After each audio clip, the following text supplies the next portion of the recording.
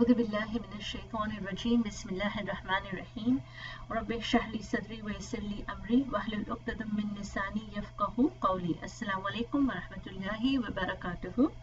Welcome to the second review session of the Al-Maghrib class, Torchbearers.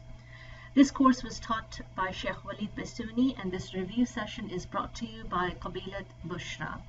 We begin our second review session with the scholar Al-Hasan Al-Basree, who was also known as the master preacher. He was born in Medina and he passed away at the age of 88 in Al-Basra. Something about Hasan Al-Basree that we need to remember right at the beginning is that it was said that he talked like prophets. In other words, he was such an eloquent speaker. About his early life, we know that his father was a slave of Zayd ibn Thabit radiyallahu anhu, and his mother Khaira was the slave of Salama radiyallahu anha, and both father and mother were freed by their owners. In other words, he grew up in a house very close to the Prophet ﷺ's home. In some narrations, it is also said that his mother would be busy with housework and she would leave him with Salama radiyallahu anha. Another story from his childhood is that as a baby he was brought to Umar radiyallahu anhu, and Umar made a dua for him. O Allah, give him understanding of the religion and make him beloved by the people. That's a couple of stories from his childhood. Regarding his appearance, he was a very good-looking man. Once again, they said that he spoke and he looked like prophets. So not only was he an eloquent speaker, but he was also very regal looking in the way that he just looked good. He was muscular, and Al-Awam actually said about his appearance that he was so good looking. I cannot describe him with anything more accurate than that he had the look of the prophets. In other words, he was almost perfect in many ways. He was something again very interesting about him was that his food was very delicious, and it smelled so good that people would actually say that it smelled better than perfume. He often wore a black turban. Some of the factors that shaped his life included the fact that he was 14 years old when Uthman radiyallahu anhu was murdered. He studied under several Sahabas and senior companions, and this list is in your notes, so be sure to look through that.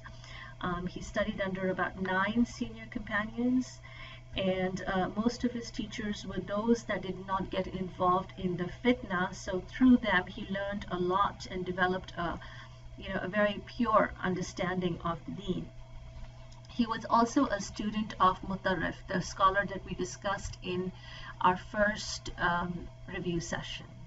He was, interestingly enough, married to a non-Muslim woman, but she was a woman of the book. So the Sheikh said it was most probably a Jewish woman.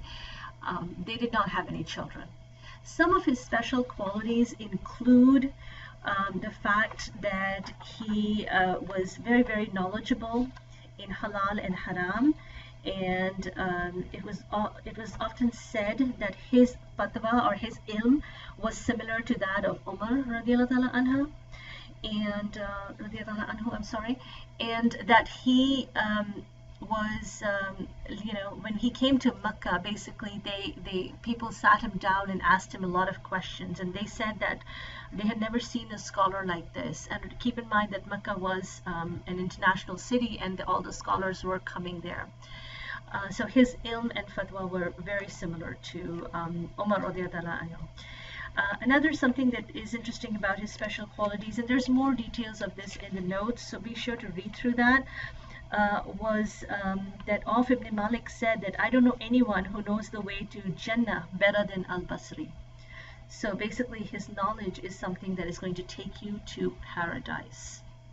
He had excellent manners, and he was always trying to he always practiced what he preached.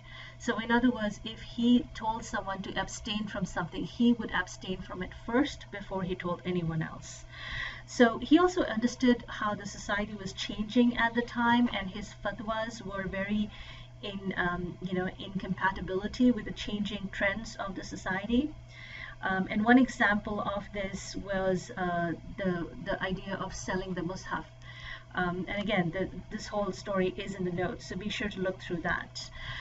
One of the interesting things to remember about him is that once he was called by the ruler of Iraq for some advice, along with a couple of other scholars. And the other scholars said, very tactfully answered the ruler, whereas Hasan al-Basri responded in a very straightforward manner. And the ruler of Iraq ended up giving him double the reward. And the other two scholars actually said that, admitted that we gave the ruler cheap words, so he gave us cheap gifts, whereas Hasan al-Basri gave him, the truth, and so he was rewarded accordingly. Another interesting story about Hasan al-Basri was that once he met a man who said that I will not eat an expensive sweet because I can never be thankful for it enough. And Hasan al-Basri thought that was ridiculous, because he said that how can you even be thankful for the cold water that you drink? In other words, that you can never be thankful enough, but that doesn't mean that you do not enjoy what Allah subhanahu wa ta'ala has provided for you. When he died, when he passed away, his funeral prayer was after the Jummah prayer in the main masjid of Masjid al-Basra. Basically everyone was part of the janazah, to the extent that no one was left in al-Basra to call the adhan for the Asr Salah. That's the extent of which people who attended his janazah. Some of the lessons to learn from his life, and again, please go through your notes about this, but basically be passionate in your dawah, and keep learning.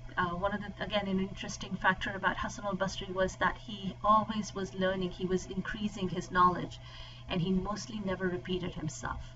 So this was the second review session, and this was the scholar Hasan al-Basri. Exam is on March 12th, and it will be available on almaghrib.org. From 9 a.m. to 9 p.m. We have a mock exam as well. We have questions for you that we're sending out. You can practice on that, and be sure to look through your notes in addition to these videos. Jazakumullah khairan. Assalamu alaikum wa rahmatullahi wa barakatuh.